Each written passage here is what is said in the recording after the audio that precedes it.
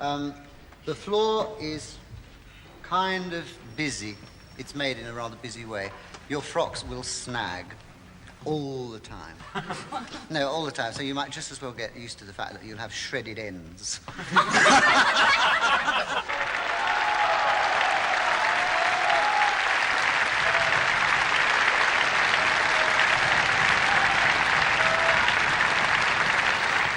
A shredded end or a distinguished beginning.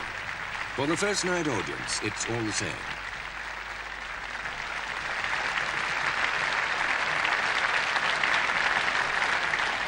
What we've just seen is the end of a process, one that's been going on for 3 years, to bring Dame Janet Baker together with Scottish Opera for their first appearances at the Aix-en-Provence Festival.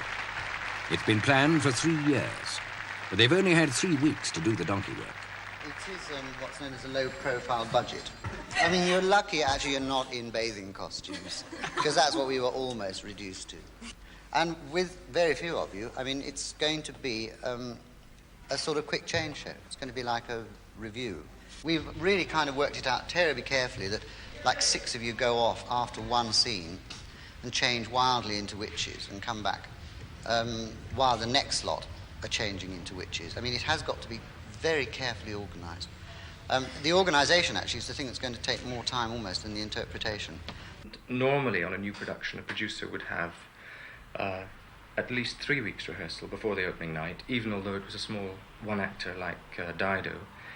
John Copley, in fact, has only 1 week for this production, and in this week he has lost the chorus for 3 days because of a prior television engagement for the chorus. He doesn't have all the principals all of the time, and he doesn't have the orchestra at all, because the Scottish Chamber Orchestra is the orchestra in residence in Aix. So it's an act of faith. Faith in the performers, faith in the professionalism of all concerned, and above all, faith in the charisma of Dame Janet Baker, their Dido. As far as Dame Janet is concerned, John Copley has worked with her before, and his faith in that direction is absolute. If anything should go wrong there, the whole show will flop.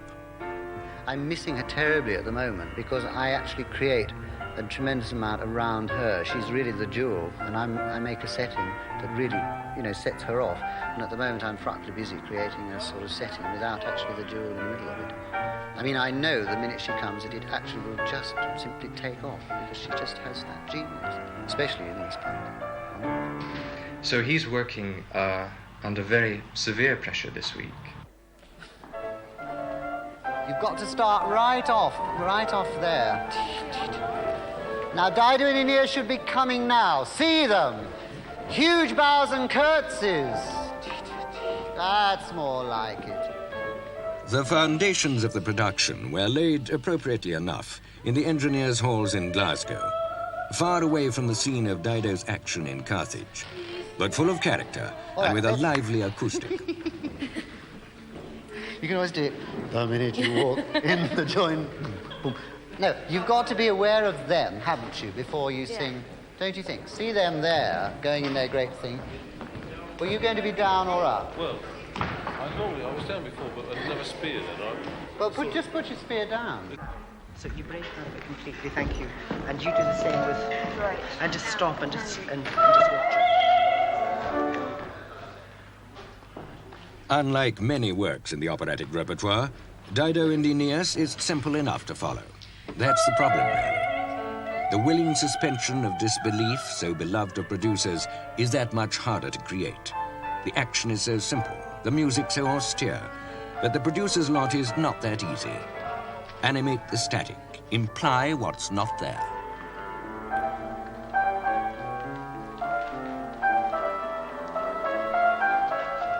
The understudy's lot in this piece is not all that happy either. Linda Ormiston had the unenviable task of understudying Dame Janet Baker, of waiting for the chance and hoping, perhaps, that it would never come.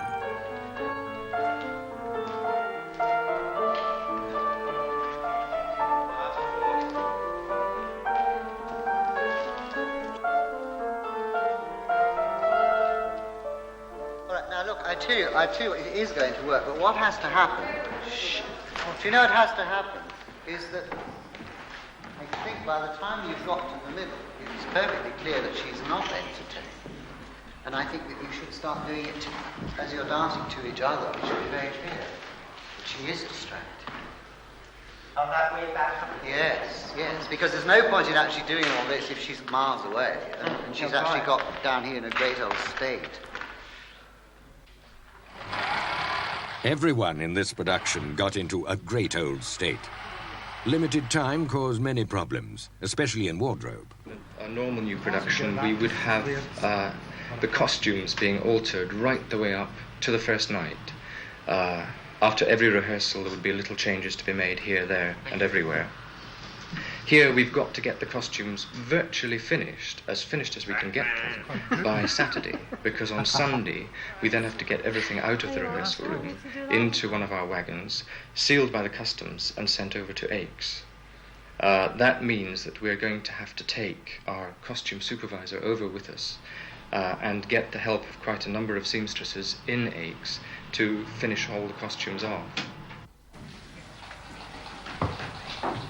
And it's here that the story really begins. How do you say seamstress in French? And what do you do if there isn't a seamstress when you get there? Dido and Aeneas is above all about the interference of fate in the lives of mortals. When monarchs unite, how happy their state. They triumph at once o'er their foes and their fate, sing the chorus. But is it really like that in real life? Now get the point. She's trying to, as she comes over, watch her.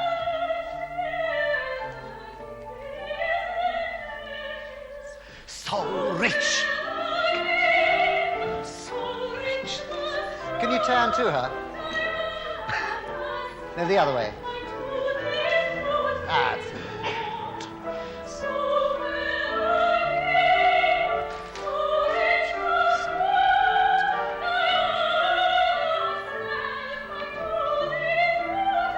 Fine.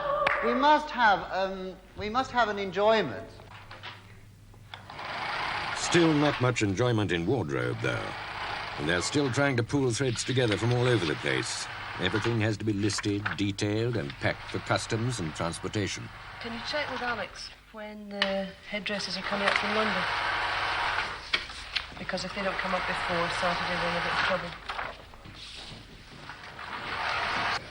Now you should start dishing out the wine to the these horns. Now they aren't drinking vessels, so I have a feeling that you're all wearing them the wrong way to drink. Shouldn't they be worn? With the front end down.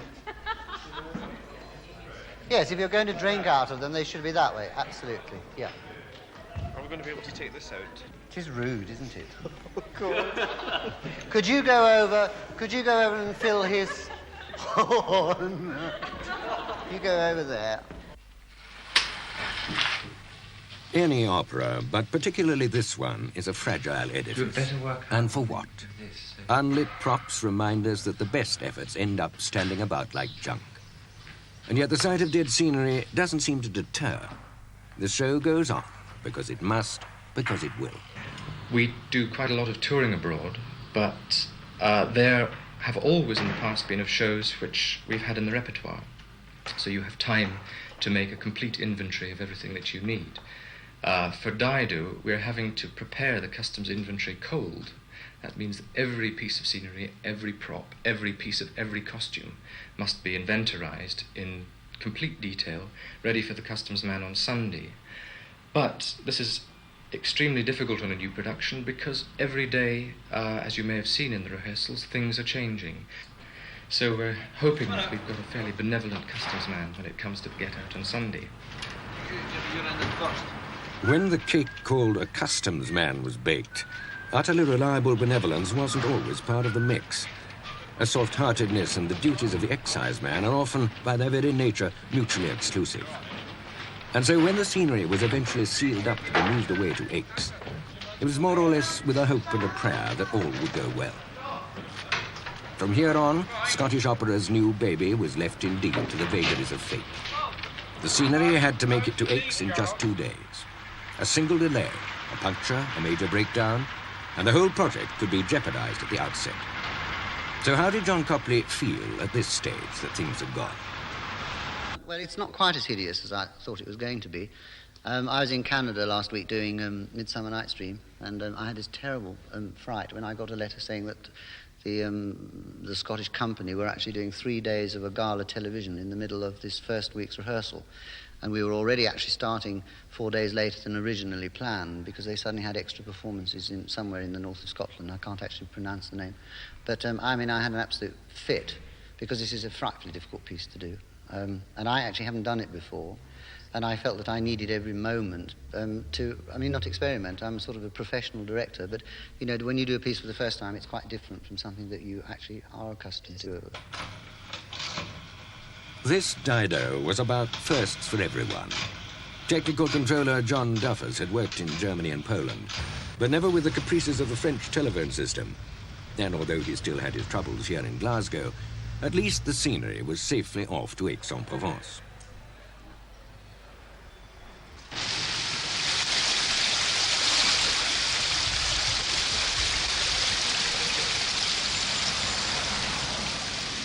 In the south of France, everything was still going well.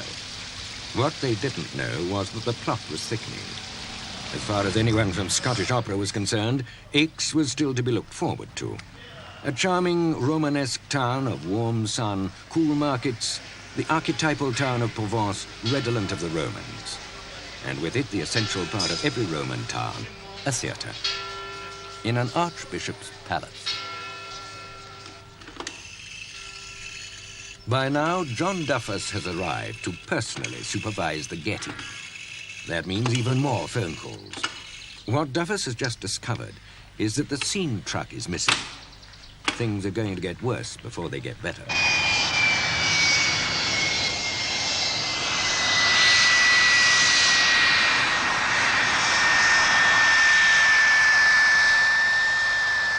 An opera production is not only a stack of cards, it's also a large ball.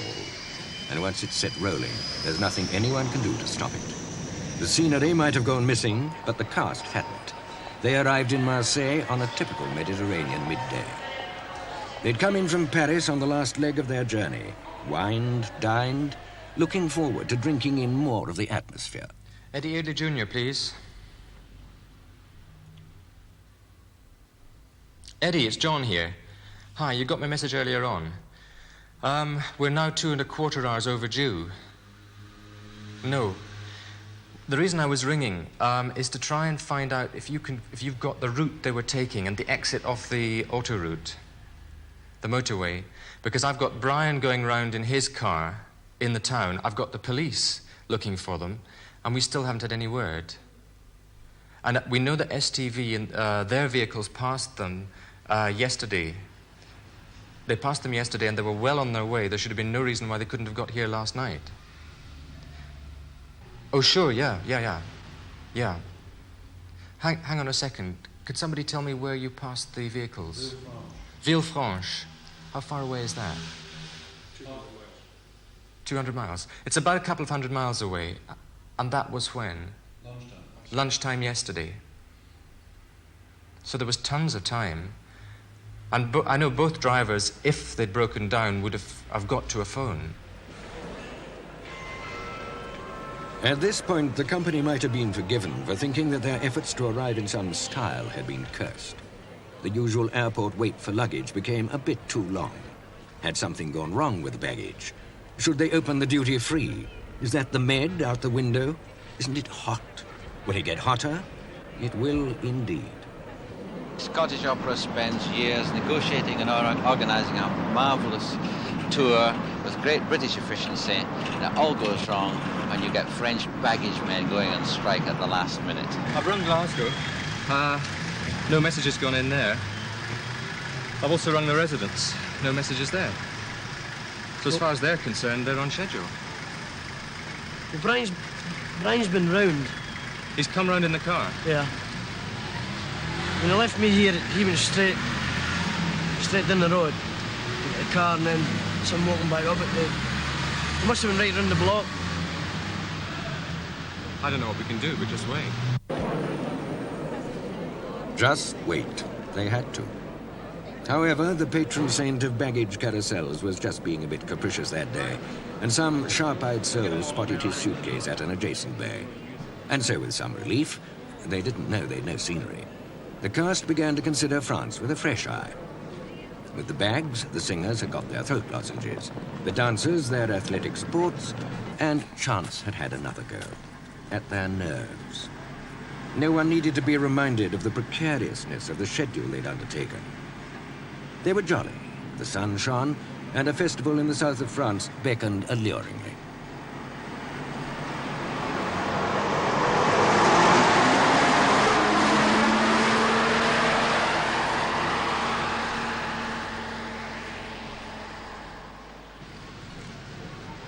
Meanwhile, the French police have found the scene truck.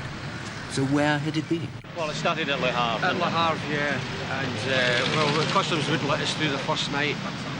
They held it until they checked on the carnet. And the Inspector General, the officer that was in charge there, hadn't the authority to let us through because the valuation of the load was too much.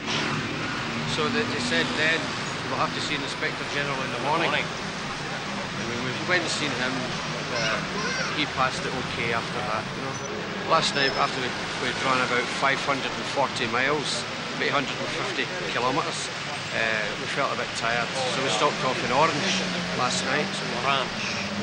That was about 10:30.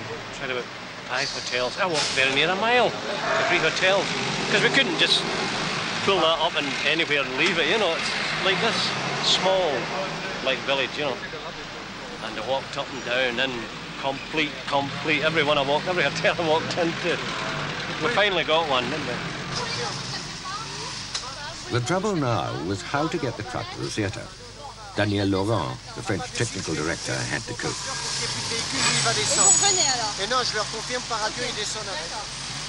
The language barrier has been very bad, you know, between the two societies.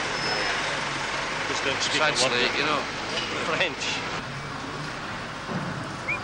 The lorry drivers had successfully brought several tons of scenery and costumes across Britain, across the Channel, and across France. But now, one false move, one jackknife, could wreck the whole project. It took them half an hour to maneuver the 60-foot monster up the narrow streets and through a pedestrian zone. They had to get it in without wrecking the walls of the houses, or the parked cars, or even, perish the thought, the 13th century abbey itself. Wardrobe mistress Mary Jane Rayner is now faced with her own set of problems. Costumes half finished in the rush to get from Glasgow, and missing bits and pieces that everybody else thought that everybody else had thought of. Most of the cast had 3 costume changes, and difficulties in getting everything just right kept turning up. By the time everything was unpacked and all the omissions uncovered, opera in 3 weeks seemed a crazy idea.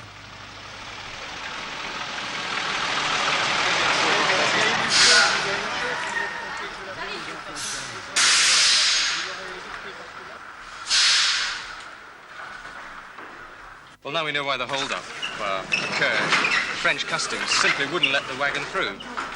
They complained about the value. The total value on this carney of about £6,500, and the official said that he wasn't authorised to let that sort of value of cargo through the customs, which meant that our boys had to spend the night in Le Havre. And yet they were letting through yachts worth something like £250,000, stamping and away. So that's why we're 3 hours late.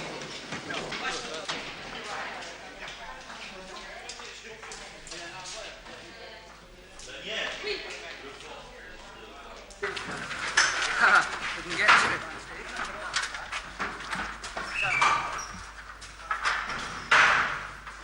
Je suis sûr qu'il a dit sur la scène.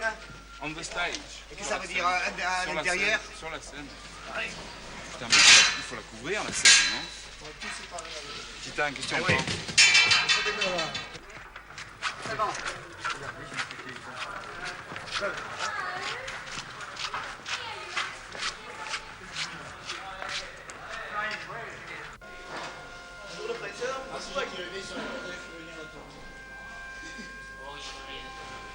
Bah celui-là tu les mets là où t'as les pieds. Ok.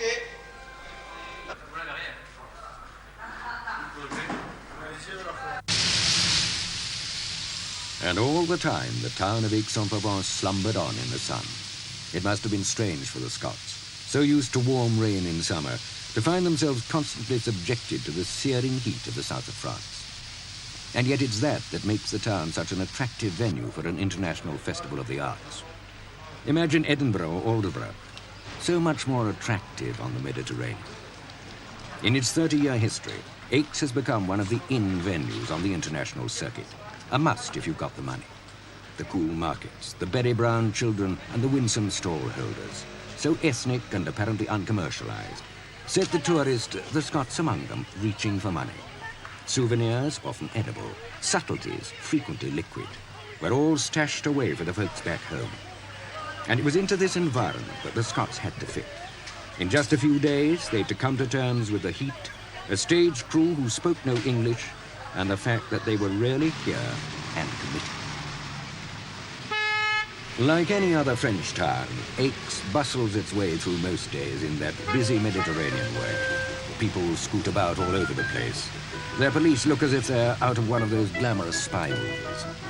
Life whizzes by in living proof that French roads are part of the racing circuit of life. And in a broader sense, the operatic and the practical is embodied in the general scene.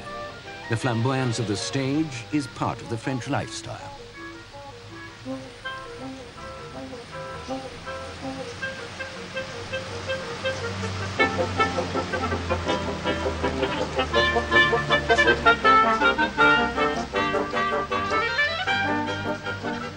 This is what makes a French festival so French. The sounds and smells surrounding you, the ambience. There's that slightly reckless feeling about the place, the feeling that there's no work tomorrow. Although there is, but at least the weather's going to be nice. And that in its turn was a feeling which, to a large extent, inspired Scottish Opera's visit in the first place. The only way it could be done was to attempt what was virtually impossible, and bring together the flower of English opera in Dido and Aeneas with a Scottish company and a Scottish orchestra. All this might seem to suggest that somebody somewhere has Scottish connections and is determined to exploit them. No chauvinism here, though. The Scottish connection is the brainchild of festival director Bernard Lafort. I met Peter Hemming, who was in charge of the Scottish Opera in this time. He's now in Sydney. And we decided perhaps that we could do a sort of collaboration, very close, and sort of co-production of one opera. And we were looking for which one. And then Charles Mackerras told me, you know that Dame Janet Baker never accepts to perform operas abroad, but perhaps for Aix, and if the rehearsals are in England or in Scotland, perhaps she would accept it, and she did. So it's an enormous pleasure for me, and we decided to do together a new production of Dido, and Dame Janet Baker is singing Dido. And after that, I think that was not enough. And I decided to engage for that performance the Scottish Chamber Orchestra with a great revelation for us, because Charles Mackerras and Raymond Lepard told me that this chamber orchestra was very good, but it is more than very good, it's superb.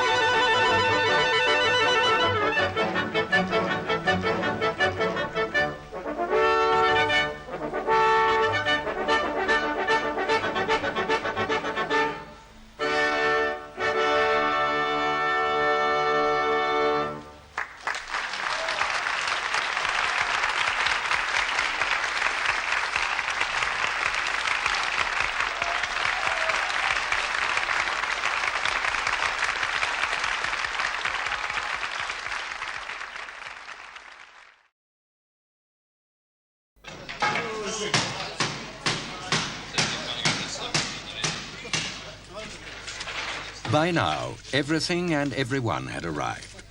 Just as they were getting used to being settled, it was time again for something else to go wrong. This time, it wasn't costumes or the shape of the stage, but the sound on stage. Much to their disquiet, the singers found they could hardly hear the orchestra. Look, see that thing?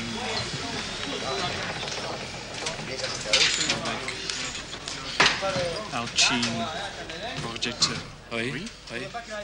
In this kind of quick-fire production, the last thing they needed really was a language problem.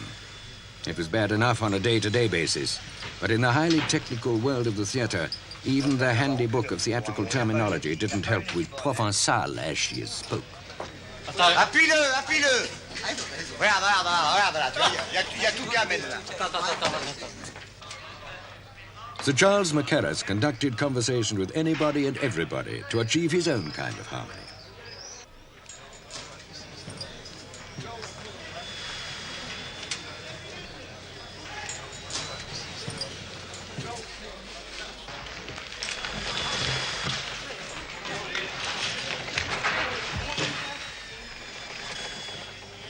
With what was now a kind of ghastly inevitability, they realized that something else had gone wrong.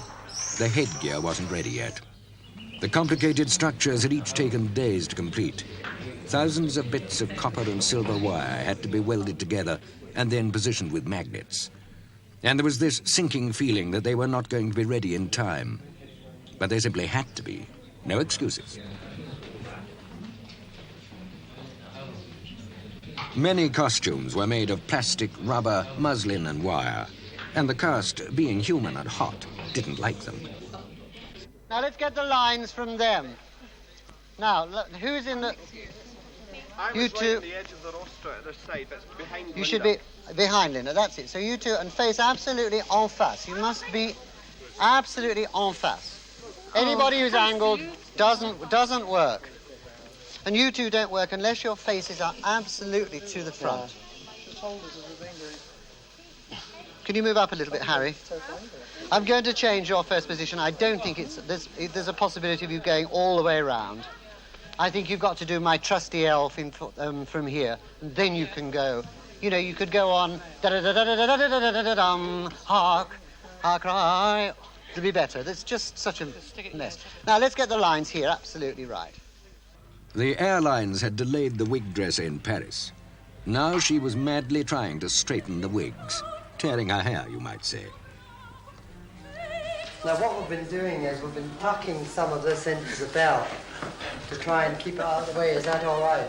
You're tucking what into the belt? We're tucking this in here, put this on, because when this opens up, you sometimes see this under it. Very intelligent suggestion. All right? Yes.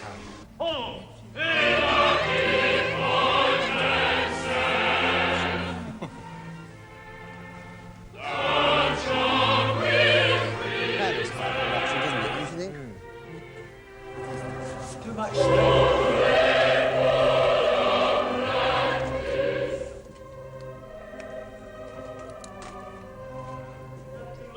Yes.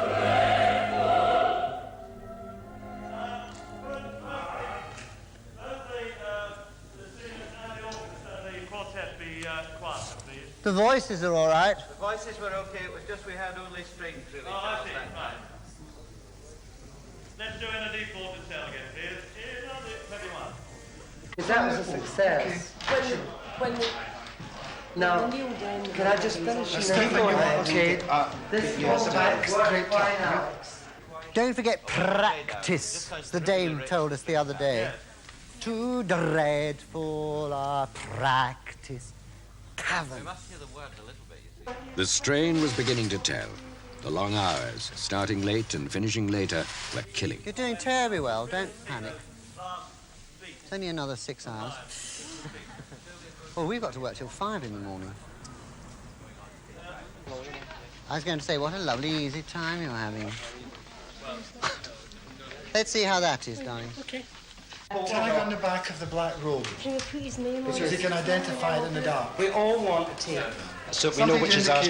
I end up with somebody who's 6'4" every time, darling. Wait till you see it. This comes on. And then we never go so.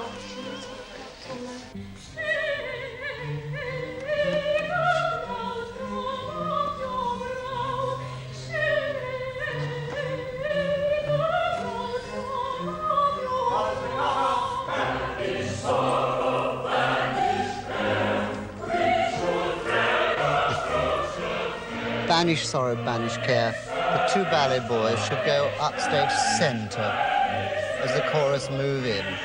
Harry and Andy. So we've got a line of torches at the back. The other Dido in Aix was Jeanne Rode, a splendid French mezzo renowned for her dramatic abilities.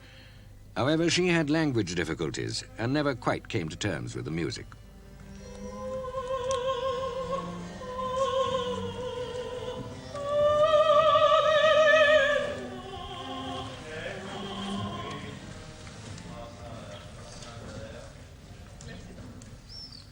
Oh, this is what I know. You don't want to see the face, but if you put another layer of this, it doesn't make any difference. Yeah. You see what I mean? But on top of that... Meanwhile, backstage, Peter Ebbott, Scottish Opera's general administrator, was called in to smooth out some of designer Stefan Lazaridis' difficulties. Ebbott, at this late stage, had to persuade the designer that the artistic and the practical could indeed be satisfactorily reconciled. In that particular scene, when Janet sings in a thing, I wept buckets, the first time. And I'm sure we're going to do it. Janet's lament at the end, and I'm sure, we're going to need this because the mascara will go down to here by then, It's so beautiful. Let's do the last 4 bars of Pursue Thy Conquest, Pursue Thy Graham, Conquest, love. the entrance a fraction sooner with the spears. Yes, and please watch me for 1, 2, bop, bop, bop, so that it really comes together. Must be not tentative at all. Must be really very vital that. Pursue thy conquest, pursue thy conquest. 1, 2. Is it?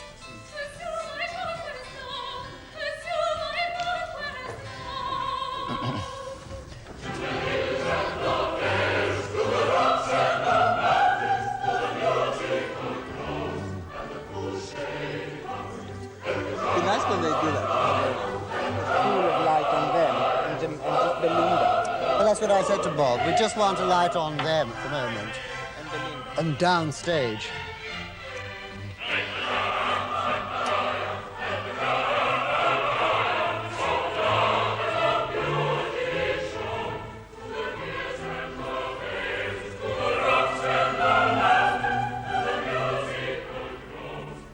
I would have thought if there's a backlight that would actually really pick up the effigy, that would be really nice.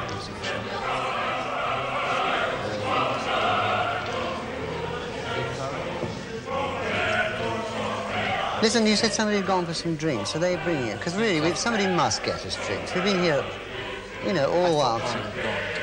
It's 7:15 and nobody's given us a drink.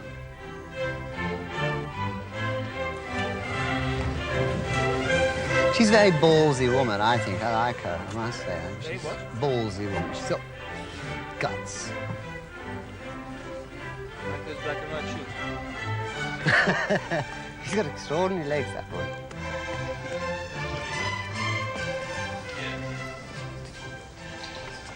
Is that the wardrobe girl? What's her name? Owls.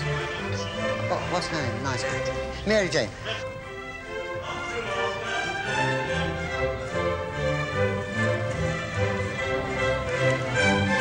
That looks all right in the frock. She'd be surprised. It does, actually. Doesn't mean anything. What? Why do they dance suddenly? It's called a triumphal dance. Yeah.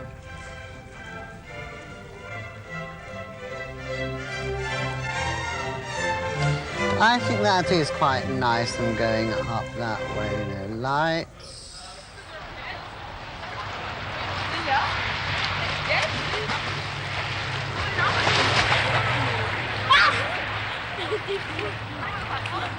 The sounds of the orchestra are lost in the sounds of the autoroutes, and the cast try to lose themselves after yet another hectic session.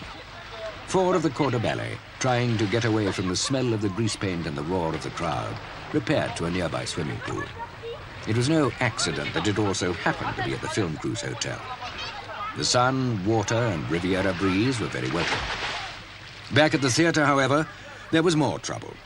The harpsichordist, who had dismissed 3 page-turners in one day in his efforts to strike an artistically sympathetic chord with someone, couldn't get his instrument just where he wanted it. Well, would you rather be just where it is now and just turn round? That would be possible too. You see... But then look, this thing extends over the top. Yes, I know. Or would you rather be that way, where the television cameraman is? It's all the same as long as I'm quite as close as convenient to you, so that I can see you easily. It's fair to say, though, that we had to try a little harder to film at his exclusive poolside. Not for him the exposure of the piscine, no. The heat was pleasant, and John Copley wanted to be alone and away from the theatre.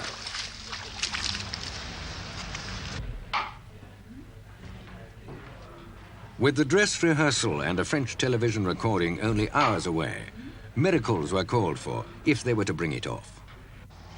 I think it's a terribly hard piece to bring off. I mean, it has a kind of, it's a classical work. It has a sort of static thing which is dangerously, or can be dangerously boring. I mean, I would never talk about my colleagues' productions, but I have seen it when I've actually found it crashingly boring. But I know Janet, you know, we've worked together so happily on things like Stuardo and Werther, whatever, that I just know she's got that inner passion, which I feel is there in the music, and very often it's kind of, it's just not used. I mean, they pussyfoot about it. When you first come in there. What shall lost in... Yes, go on, go on. Aeneas do? How royal fair shall I impart? It's shall I, isn't it? It's not shall I, it's shall I impart, isn't it? Isn't that the yes, rhythm? but I was, yes, oh yeah, that's true, it is. But I was trying to... How royal fair shall I impart? So use the L again, yeah, secret, rather than use the glottal. Right, I don't okay. think it matters yes, there. all right, good. It's a much stronger rhythm. Yes, right, all right. Because I was trying to change the meaning of the phrase to shall I impart? Shall I impart, yes. But it's shall I impart, yes. I think. Yes, yes. You see, one of the problems about working in the open air, again, is that you can only work at night. You can't light, for instance, until it's dark. So we've been up until 5 in the morning each night. We were terribly behind because the rigging was very late. We actually only had 4 hours to light the show. And then, of course, we've had 2 televisions. We've got the television tonight, and we had the first television last night. So we don't actually see our finished product until the premiere, which is very frightening, actually. It's a very alarming prospect. We really don't know exactly how it's going to look. Well, we had the dress rehearsal last night, and I suppose one of the real problems we have is that we were not as ready as we should have been for a dress. Now we have very little time because we've got French television in and the schedule is theirs. They work today, tonight, and tomorrow. And we can tidy up some of the things that weren't ready last night. But we've never really made up the lost time that we had on Thursday morning with the wagon being late. Having lost that time on Thursday, I could have asked my staff if they would be prepared to work a little extra, because we have a flexible agreement when it comes to foreign touring, which enables us to work much more easily within the terms of local agreements on the continent. But by the Thursday afternoon, in the heat, the immense heat that there has been down here, even if the staff had the energy to work, they would have in fact contributed very little because they were all dog-tired. That was in the middle of the afternoon, and most of them were scheduled on until the middle of the night. After all-night working sessions, members of the company quickly realized that a dip was the answer to tiredness. The water was cool and the natives friendly. It made the aftermath of the first dress rehearsal seem more bearable. Well, yesterday was our first rehearsal, and it was really quite hard work. Very, very warm in the evening, and especially the second rehearsal that we did from 9:30 onwards was in costume, and it was very, very hard work. Very long, hard rehearsal. Not long to go now to a real audience. In the theatre, the dame and the director were trying to joke. Stop that. No, they'll probably be a great aeroplane when you say, remember me. Then you can go up and say, remember me. But you are. I've got to go and get changed. I can't stand here. Come on, let's go and try do the prop. And while Dame Janet went to try on what John Copley called her frock, the minions of the court of Carthage were still struggling gamely to come to terms with those costumes. With little time to go now before the French television recording, it looked as if it might be easier to readjust the people than the costumes. The adjustable can only be altered so much. And the time comes when it's expediency, not art, that rules the day. What happens is, it's up there. As soon as they breathe to sing or something, it just slips down. That's what happens. They climb, at once for their cause and their fate. Rains with so much virtue spring, good stones, what biggest it is on, noisy hell, mixed with Venus' joy.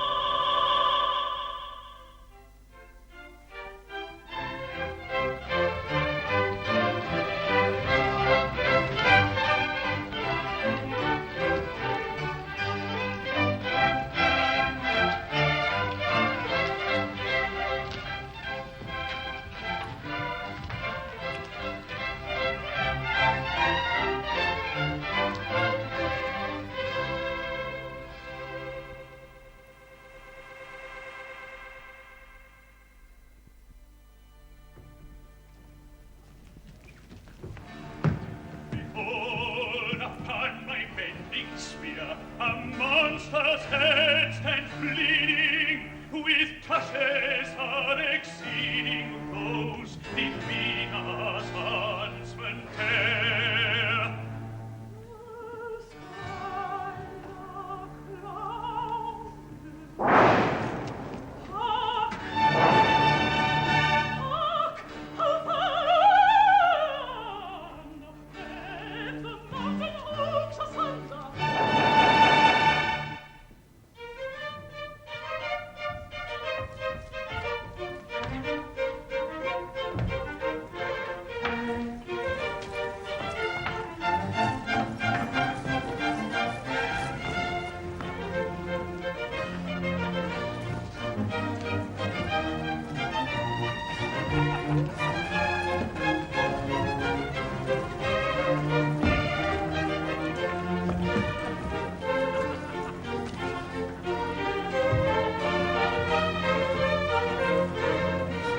Come away, fellow sailors, come away. Your anchors be weighing. Time and tide will admit no delay. Take a boozy short leave of your lips on the shore, and silence their mourning with vows, returning, but never intending to visit them more.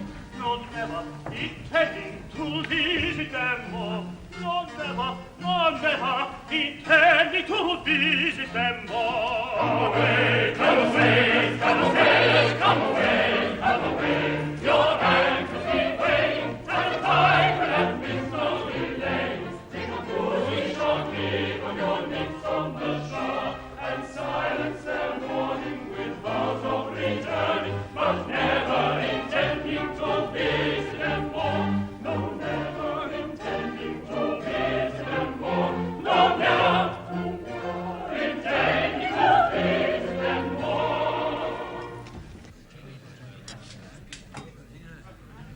By now, the opera machine was beginning to gather its own momentum.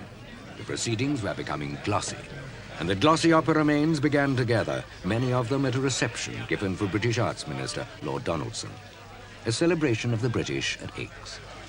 We've got, I suppose, our greatest English artist, Dame Janet Baker, and we have the Scottish Opera and the Scottish Chamber Orchestra performing Dido and Aeneas, and it's going to be a marvellous performance under our Australian conductor, Charlie McKerris. So the whole thing is, from the point of view of the British Empire, an absolutely marvellous performance, and we're terribly pleased. But from the point of view of Scotland, I think their contribution to this particular thing is very high indeed. And when I look back, I mean, I'm old enough, I regret to say, to remember when there was no Scottish opera. I remember when we sent Percy Hemmings up from Sadler's Wells to take charge of what was going to be Scottish opera. And I've seen this develop all along, and it's developed marvellously. It's been one of the great success stories in Scotland. And the orchestra is fine, and the Scottish Chamber Orchestra, which actually I haven't heard before, last night played absolutely superbly. So I was very proud indeed, as Minister of the Arts for the United Kingdom, to be allowed to boast in this way in front of our French colleagues. J'ai vu 2 fois l'Idoménée. I saw the twice Idoménée. We do that again next year. It's terrible. The preaching is all I won my Lavelle in France. Not an easy piece. So, you will be there. I'd very much like to see that again. I'd sit on a cushion somewhere, get him on there. And all these lovely little narrow streets and the courtyard. and color of the stone. Yeah, So beautiful. yes, beautiful, beautiful. And you see very interesting people, of course. Yes. Marvelous faces, marvelous expressions. Because it's a bit different. We imagine it as we do. But I think human beings at any age have the capacity to feel deeply. They express it in a Sure, but different way. I'm not sure that all the implications that we can feel now with our 20th century mind. Handel must have felt it, or Sure, it would not be there. he would. Therefore, if He would. one man... But the others, no, the others not. You see, and whenever I come to this part of the world, people say, well, you're related to the Darwins who murdered here, you know. And I always say yes, rather chillily, you know. And people have been quite nice about it. Where are you, in fact? Very remote. Very remote, yeah. That was the most It was an macabre. awful story, yes. It was a terrible sort of clan thing, because the son actually did the murder, but the father took the rap for it. Yes. That's right. Miss Jane, of course, was spoiled. Jane said, in Glasgow, I had a lovely big house. I want one here. Even in Bach, I mean, look what a fantastic heart Bach must have had to write the emotion into his music. He was not a dry intellectual. He was a very deeply feeling human being. The cocktails became champagne. The conversation became conversazione. And the paying guests arrived. I've just been reading your news in French, which is very well represented. They're on the news tonight. Yeah, the paper they Scottish give Opera, it. yes, Scottish Opera, they have a Very nice.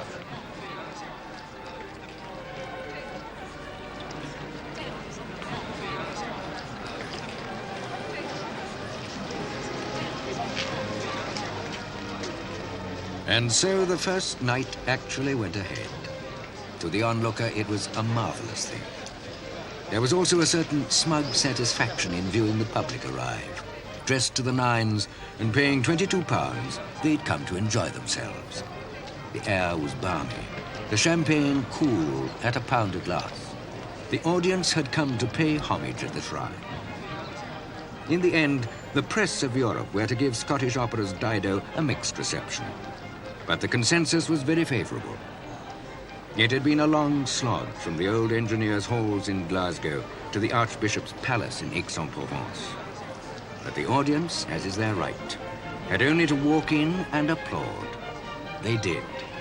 And already the players were thinking of another opening of yet another show.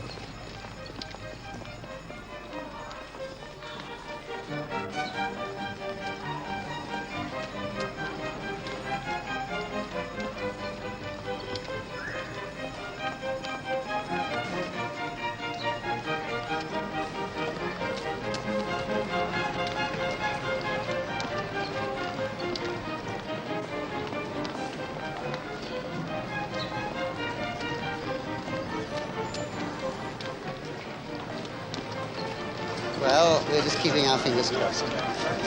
I trust in the Dane totally. There's nothing like a Dane.